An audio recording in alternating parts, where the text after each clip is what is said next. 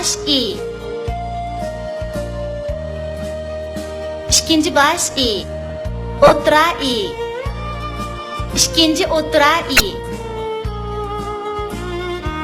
Ayaq i. İkinci ayaq i. Ulanma i.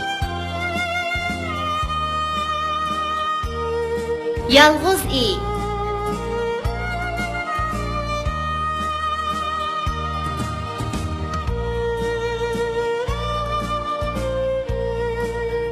Tişlişipti, ikki eşit so'ngak talışıp, bayram qıptı meşikler, çavak çelişip. Hil üstüge çıkanmay, mulaqatdi Fatima, Yırtılğaçqa kengliki, yamap bədi baime.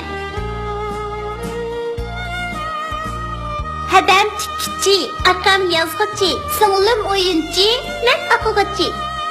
atısı quduq qazdi, Balısı şiir yazdı.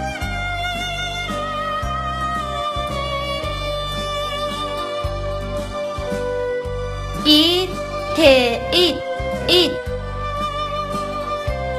İ, şe, iş, iş.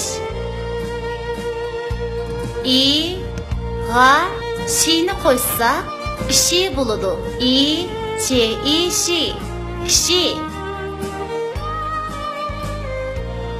Atqa, ni qo'shsak, atni bo'ladi. A, te, at. Ne, ini, atni. Ağa, t'ni qo'shib, si'ni qo'shsa, atisi bo'ladi. A, t, i, t, s, i, si, atisi.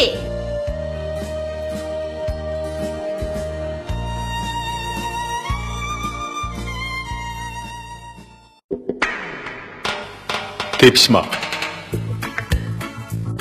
İnaq bir aile kişileri bulup, her gilasqa bek amraq gep. O bugün mu işqi minish oldida xotiniga. Xotin, "Manga gilas üzüp begine" deb turibdi. Xotini idishqa suv quyayotgan bo'lsa-mu, erning ko'nglini deb gilas üzüp beribdi.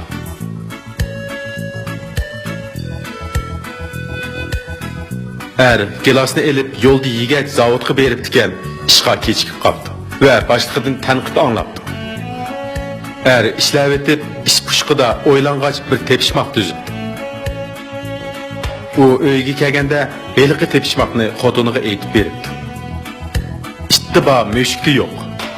Ikki chashqan tushukli yo'q. Ilmakda ba tuzdi yo'q. Tilimda ba so'zdi yo'q. Gilasda ba omidda yo'q.